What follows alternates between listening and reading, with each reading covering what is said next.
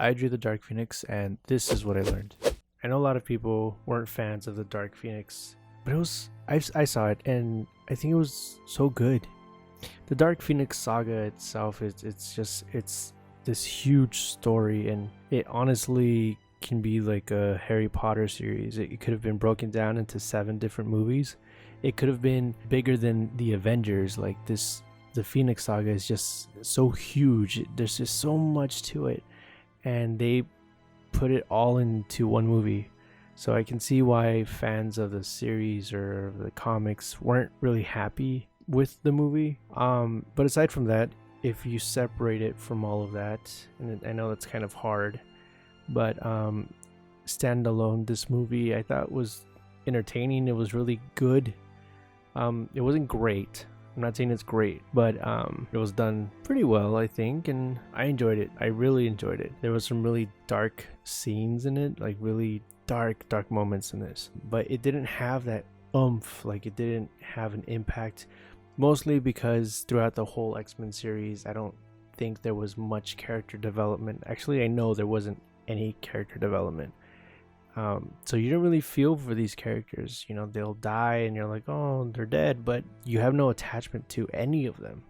And I think that's what this entire X-Men series lacked, and why, compared to the Avengers, where every character had its own movie and was introduced in this awesome way, and then when they died, you felt it. But with X-Men, it was completely, I don't know. They tried too hard, and it wasn't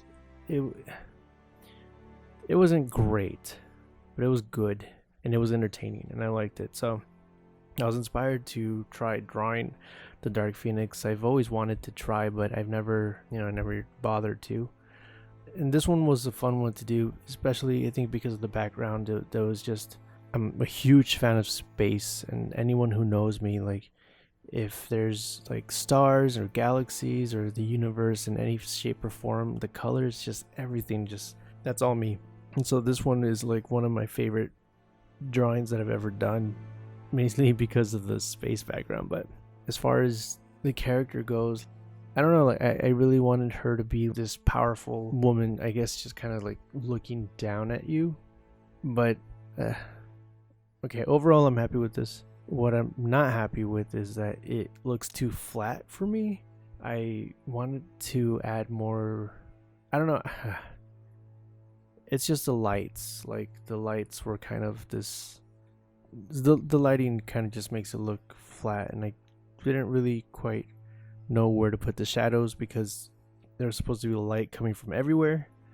But you know, I looked up the concept artist, or one of the concept artists for the Phoenix, and I came across Houston Sharp.